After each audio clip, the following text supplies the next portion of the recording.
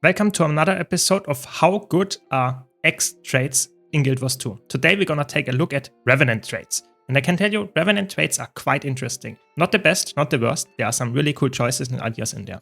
This is a video for new players and veterans alike. I want to talk about how good specific trades are, tell you my opinion on them, when they are useful, when they are not, so that you can do some theory crafting yourself or understand the class better, but also give me your take in the comments down below so that we have some nice discussion about how good and maybe how many reworks some trades would need. With that much said, as always, enjoy this rather nerdy theory crafting style video, grab a cup of tea and enjoy the ride. Thanks a lot to all my dear supporters that help me keep the lights on. But now, let's jump straight in. I will only talk about the core trades in this specific video, but there will be more videos about this coming up. And then I will also talk, of course, about the elite specs trades. But now, let's start with one core trade line, which is Devastation. Devastation is a trade line that is focused on power damage. Like, that's the focus. That's it.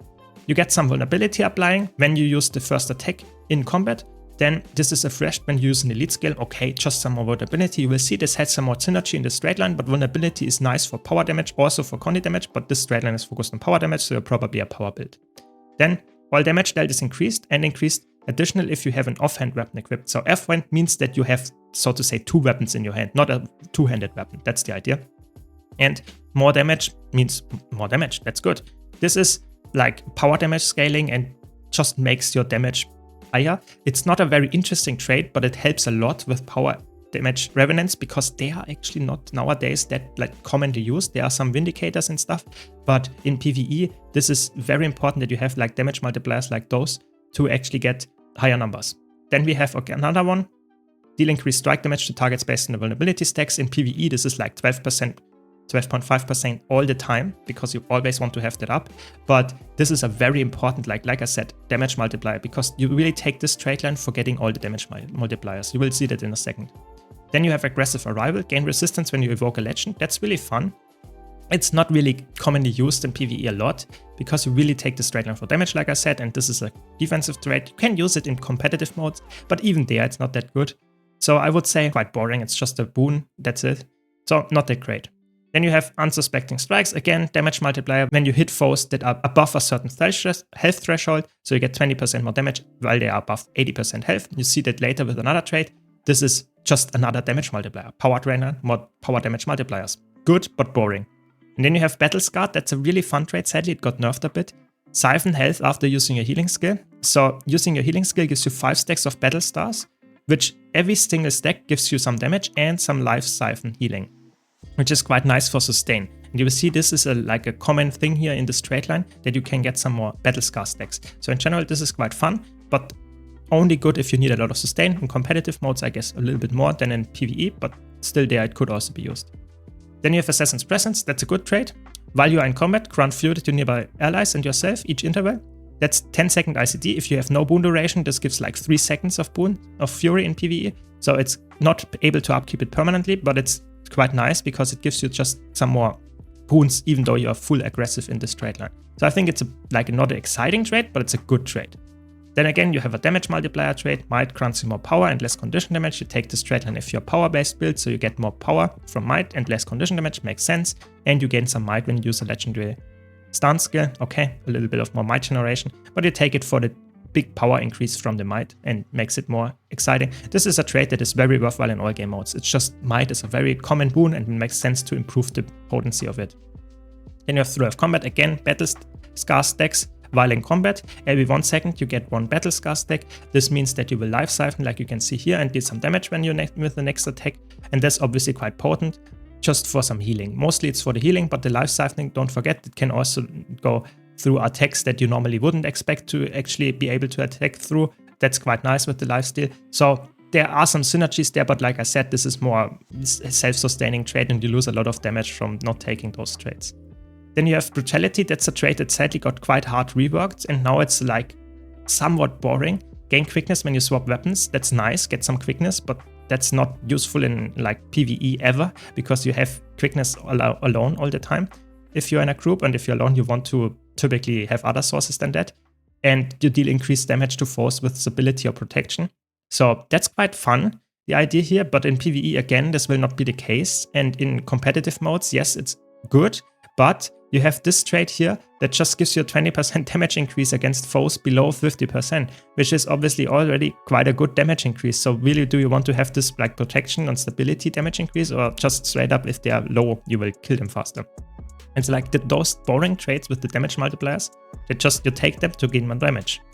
And then you have Dance of Death, applying vulnerability to foes grants stacks of battle scars. This is really cool because you have a lot of synergies here with this exposed defenses, yeah, and you targeted destruction here, so vulnerability becomes really important. You have Sword, which gives a lot of multipliers on vulnerability, your auto attack vulnerability, and you can get vulnerability from Shackling Wave. So there are a lot of things on Sword that give you vulnerability, so this makes a lot of sense in a lot of builds on power, but sadly they nerfed this a little bit. Battle scars are not that high lifesteal anymore, but with this trait they increase by 100% while you are below the health threshold, so you give a little bit more healing, and that's quite fun. I really like this idea of a really sustaining build, but again, you lose the damage multipliers for it. So those 3 traits are really fun and really cool. Were even more broken before than that, but those damage multiplier traits is often why you take this trait line, and all the other traits are not that good. So I think this is a trait line that is a little bit, it has some useful traits in there, but most of them are quite boring and just increase your damage. It can be good, don't get me wrong, but it's not the most exciting trait line. Let's talk now about Corruption. Corruption is like the other damaging trait line. It's more focused, or only focused on condition damage application, and you have here some really interesting traits. You release a burst of torment energy when you switch legends, just to get some more damage out, some more, yeah, 1 stack of torment, not that much, but you can empower this. Then you have Seething Mallets, just some more condition damage. Okay, makes sense. Condi damage straight line, and you have more condition duration on the damaging condition. Makes sense. You are Condi built with this straight line. Then you have Acolyte of Torment, very boring trait, very strong trait though. Torment deals increased damage, 10% more damage. Yeah, you take that on a build that applies a lot of condis, and you want to be aggressive. Then you have a defensive trait, gain resistance and remove a damaging condition when you use a Legendary Demon Stun skill on a 5-second ICD. This is a very cool trait because it allows you to play a Mallex focused Condi build that has some Condi removing on there and some resistance. Resistance is quite important, there's some synergy in this trait line, you will see that later, but this is, I think, a fun trait, even though it doesn't look like it, but sadly not the most useful in all cases, more like competitive modes. And then you have a really interesting trait that got a while ago reworked. Siphon health from nearby enemies when you gain a Dark Aura. Siphon healing is reduced for each target stuck beyond the first. This means just you get some healing when you get Dark Aura. You can get Dark Aura quite consistently with this trait line and your Mallex, so that's quite interesting, but I would say it's not the most broken trait because you don't really care too much about life siphoning too much in PvE. In competitive modes maybe, but the other 2 traits are obviously just this is damage, this is sustain. I don't know, feels like not always the best choice. Then you have Abyssal Chill, that's together with this trait really, really strong. When you chill a foe, which you do quite frequently on Revenant, a lot of weapon skills do that. You also inflict Torment, and this can deal more damage with this trait, just very strong and very useful trait. Really cool to just Condi spike the enemy. And then you have Demonic Resistance, again, resistance synergy, incoming strike damage is reduced while you have resistance on you. This is different for each game mode, but 20% damage reduction in PvE is obviously huge. So you can take that if you want to be tanky, or in competitive modes it just makes you more resistance like dependent, but it's really, really strong if you have that, and you can decrease the damage, so I think makes you more tanky is always good in competitive modes. And then you have Pact of Pain, which is a really fun trait, because conditions applied to yourself will have a longer duration as well as to foes. So it's a trait that also decreases the sustain of yourself, but it's very, very strong in a lot of game modes if you really want to focus on like applying long-lasting conditions. But I would say this is probably the trait that you take most of the time. Then you have Diabolic Inferno. This increases the damage of your invoked Torment. That's really strong, just more poison, more burning. It's only melee range, so it can be a bit hard to land in competitive modes, but in PvE and in all game modes, actually, it's really important for the damage that you output with a Condi build on Revenant. So really good trait. Then you have Fiendish Tenacity. This is a fun trait, Invoke Torment, so your legend swapping gives you resistance, so you can get all the resistance procs here, and resistance heals you each interval. This is obviously not as high in competitive modes and not as long, but it's really fun to get some consistent sustain from resistance now. So it's really, really fun trait. I like this design a lot. It's sadly not always that useful, but it's really fun. And then you have Permeating Pestilence, which makes your Invoke Torment transfers conditions from you to nearby foes, and you get a Dark Aura. This is unblockable which is really fun because if enemy block and you have like 10 burning on you, you can actually transfer to the enemy in competitive modes. That is a very situational trait. It ignores the blind effect, and it can be really like good, but sometimes it can be really bad. So typically it's like a very niche build where you use this, but it's a really cool trait. I like ideas like that. So that's why I like Corruption trait line nowadays, because it has some really cool, interesting ideas in there, even though they might not be always the most useful. But before I go to the next trait line, I want to mention, if you like this video, be sure to leave a like. If you want to see more content like this, don't forget to subscribe. But now let's talk about the next trait line, which is Retribution. Retribution is normally considered being a tank trait line, but it has so many offensive modifiers as well, it's really strong. So gain increased endurance recovery, that's very, very strong in competitive modes. In general, this whole trait line is very good in competitive modes. Then you have gain vigor when successfully evading an attack. That means you get more endurance regeneration on top of the already increased one with this trait. So really, really good. Vigor is a good boon, even in PvE. And then you have strike damage taken is reduced by a percentage while you have resolution. You will see this is somewhat similar like the Guardian Radiance trait line, where you have resolution and it gives a lot of just benefits. This is just damage decrease, but there are others on top of that. This trait line is all about resolution. Then you have this one, cast Dome of the Mist when you use a healing skill.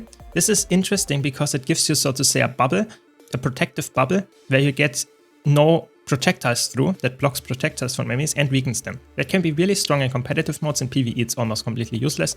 You can use it, of course, if you need some projectile blocks and you don't have Venturi, but that's very niche. So interesting trait. Then Close Quarters, just another damage reduction when the foes are beyond the range threshold.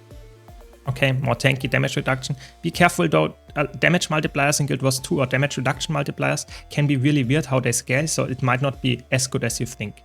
And then you have Spiritual Reckoning, gain resolution when you use an Invoke a Legend. Okay, this is good because you will get all the multipliers that you will see later, and the damage reduction because resolution gives you incoming damage reduced from strike damage by 10% with this one and by conditions by 33%. So it's nice in competitive modes. You will see this is a trait line that you mostly take in competitive modes only because they have just a lot of nice defenses and some of it's in there. Gain protection when you use the profession skill too.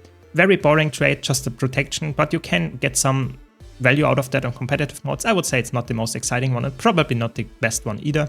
But then you have Resolute Evasion. That's an amazing trait. It's like always taking competitive modes. Gain resolution after you dodge, which has again all the synergies, but also give Resolute Evasion minus 10% incoming damage for 2.5 seconds. It's insane. Just a damage decrease on top of that by dodging, where you typically dodge when you are pressured. So it makes a lot of sense to get a damage decrease on top of that. Really, really good. And then you have Dwarven Battle Training. Deal increased strike damage to weakened foes, disabling a foe applies weakness. So that's an inbuilt synergy, of course. I would say, yes, nice damage increase, but typically you take this trait line to get less damage, and then you don't really need that trait because you want to go for the Resolute Evasion just because it's so strong. But the weakness also decreases the damage you take, so it's like a two-sided sword. It has damage increase while also decreasing the damage you take. It's a good trait, but this one is just better. So really cool, but not that important. Then you have Visage Reprisal, very strong trait. While you have Resolution, all damage that is increased, 10% more damage, and you gain Might when you strike foes with a 1-second ICD, and Resolution grants you last longer. So you will see this is like the crazy trait. If you take this one, and this one, you get insane amount of Resolution, you get damage reduction, you get Might every interval when you strike, so and you get a more damage increase. It's like very, very strong how good that is in PvP and World vs. World, but even in PvE that can have some really nice synergies as well. It's just a very, very strong idea of damage and damage reduction. Then you have an interesting trait, Rite of the Great Dwarf. So your elite on Dwarf will now decrease damage from conditions as well, and you cast it passively when you are at 50% health, and you gain power based on your toughness. This has a lot of effects in there, but it's not really a trait that you use that often. You can use it in World vs. World, but other than that, it's not the best trait, sadly. And it's a huge power based on the toughness conversion, but oftentimes it's not really useful that much. And then you have Steadfast Rejuvenation. It's again a quite passive trait. You just get more heal for every upkeep that you have every single second. So if you have a lot of upkeeps, like a Herald for example, you can actually get a lot of value from that. But if you're not using your upkeep skill at all, then the healing from this is like almost none. So I would say this is interesting, but quite like not that useful for a lot of situations. You really want to take those traits in competitive modes, and in PvE you typically don't take the trait line. Now let's talk about Salvation. This is clearly the healing focused trade line, the supportive trade line. And it has some really good ones in there. The end of a dodge roll heals nearby allies. That's nice. You can have more healing. It scales heavily with healing power and of course outgoing healing modifiers. So it's really good. Only in combat though. And quite small radius, but it's a good trade. Then gain healing power. Okay, that makes sense. If you are a healer, you want to have more healing power. Gain concentration based on a portion of your healing power. Again, build in synergy. Get some more concentration. Need less boon duration to actually cap out on 100%. Very good trade. Then increase healing to others. That's obviously also very good. You're a healer with this trade line. 20% more effective heals. Very good. Only to others, but still.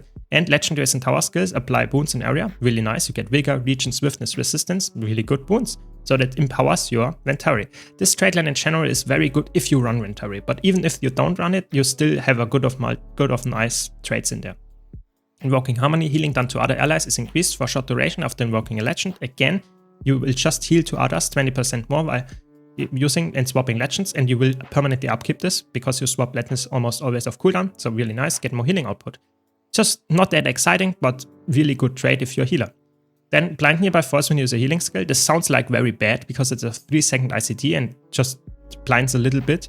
But you can spam your healing skills quite hard if you run Ventari because you can reposition the tablet there, and that's the synergy there. But sadly, this is a trade that is not as good as it was or ever is, because it's just like 3-second ICT is just quite high, and blind is not the most strong thing. We will see later synergy with it, but it's not that good. And then you have eluding nullification. The end of your dodge roll removes a condition from nearby allies, which is a good synergy with the healer's gift, because that means you will heal them and you cleanse a condition. And you see another synergy with this as well. So really good trade, just generally. And it's also for yourself. So it's a nice self-sustain as well, because you can take this trade line in competitive modes if you want to be a self-sustaining bruiser, for example, as well. Then you have Words of Censor. That just means that whenever you blind, immobilize, or affecting a foe with a ground control skill, heals you on your allies. So that's a quarter of a second cooldown. So you can spam, for example, your blinds, like I said, on your heal, or you can use a CC skill that hits multiple times. You will get this multiple times as well if the time between this hits is high enough. But it's a nice heal. It is not crazy high, but it's quite consistent how you can do that. So that's quite cool. And it also heals multiple times if you strike foes at the same time, because then it's rocked, so to say, differently. It's really cool trade, but it's not always the most broken one. It's probably only used in PvE. Then you have Resilient Spirit, periodically barrier for each unique boon you have. That's not supportive at all. It's only for yourself. And you get up to like 1 point something barrier, 1 point something K barrier, which is every 3 seconds. Quite nice to sustain a little bit. But it's quite boring trade, just passively something. And you get with this trade a lot of boons, so typically you will have that almost permanently with the highest mount.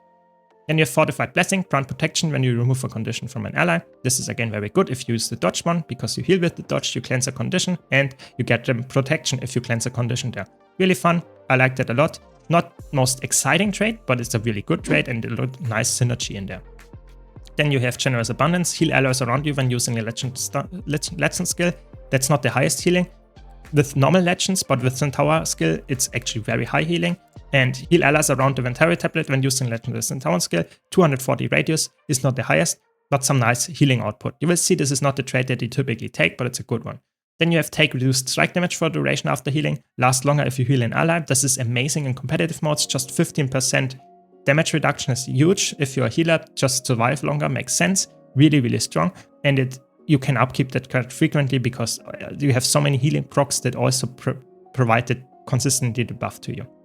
And then you have this one, grant endurance when you remove a condition from an ally. That doesn't seem like that much, but you can do that quite consistently, and then you grant them a lot of endurance. That's very broken in competitive modes in PvE, in World vs. World specifically, but it can be very useful if you are a Condi heavy fight as well. But I would say those 3 traits are interesting, very good, most of them, but if you just need healing, you take this one, even though it's not the most broken one. You spam your Centaur skills quite hard, so that can be quite fun. So that's quite a very potent trade if you have Ventari, but if you don't have it, it's really bad. So interesting trade line for sure. And let's now talk about the last trade line in core, which is Invocation. Very good utility trade line. You will see why in a second. You get Fury when you swap legends. That's only for yourself, but it's obviously really strong because Fury increases your damage with the critical strike chance, and you will see I have a lot of multipliers with Fury in this trade line. So really good. And half of the time upkeep with just this, it's really good. Then all damage dealt is increased while you have Fury. Again, like I said, very good because it increases the crit chance and the normal damage that you do, all damage. So it's condi damage, power damage, lifesteal damage, all of that in there, really strong. And then gain energy when you break a stun. Okay, that's good, but not really useful that much because in PvE you don't do that typically. And in competitive modes, that's very hard to like say, okay, now I will get more energy because I break stun, because I got stunned. It's really hard to play around this, but it can be useful to some extent. Then you have, this one is really good in competitive modes. Invoking a legend removes a condition from you. That's just one, but you do that so consistently, that's really, really strong. It's the same for this one. You get swap legends so consistently that you have a very consistent apply of condi removes with this trait. Then Rising Tide, just more damage increase. While you are above 75% health, that's what you take in PvE typically, it's just a nice damage multiplier. Even in competitive modes it can be worthwhile, but typically you take the condi removal there. And then you have Glaring Resolve, gain stability and heal yourself when you break a stun. This is a fun trait if you have a lot of stun breaks. This Revenant doesn't have the most amount of stun breaks because they are bound to your legends, and you have typically only one stun break per legend. And that is obviously then a nice trait, get some healing, get some stability so that you cannot be stunned again for a little bit, but it's not that much. I would say this is a fun trait, but typically other two are just better. Then you have Spirit Boon, a very strong trait in all game modes. Just give a lot of boons, like a lot of boons that you get for your allies as well in a radius. The most notable ones are stability, protection, and typically I would say even the resistance can be good, but all of them are actually really potent. So you take that just for more support for your allies. Then you have Rapid Flow, that's a nice healing trait every 5 seconds. When you use a skill that has an energy cost, you get some swiftness and some healing. Okay, can be good, it's really good in competitive modes just to get around the map faster or something like that, or heal yourself, but it's not the highest amount of healing that you get all the time. It's also not that high in competitive modes. So I would say good trait in those modes, but in PvE never used. Then you have Gain Might when you grant yourself Fury, that's only for yourself and therefore not that useful, but if you're on a solo build, that might be useful if you want to Might cap. But you get a lot of access to Fury, so that makes a lot of sense as well. Then you have Song of the Mist, a really, really strong and really cool trait. Depending on what legend you are invoking, you do an attack. And this attack is based obviously on the legend and is also changed. So to say the legend is like power damage focused. You can see Call of the Assassin. Get some quickness, get some vulnerability and some damage. If you go to the Dwarf, you get some barrier and some weakness. Very good as well. If you go to the Demon, you get some slow and some torment. Very strong as well. If you go to the Centaur, it's quite boring, just a little bit of healing, also for your allies. Then Call of the Dragon, really strong again, some chill, some burning, condition applying, and some damage. If you go to the Renegade one, you do some bleeding, get some color's favor. If you go to the Alliance, you get some endurance, quite good as well. Rasa stance, you will see it when I talk about the Rasa stance. But yeah, this is a very potent trait in all game modes. Typically, I would say a little bit better than in competitive mode, since if you have specific legends equipped, but it's a really cool trait. And then you have, of course, another just really, really potent trait in PvE. You would not really use that in competitive modes because it's quite hard to do that.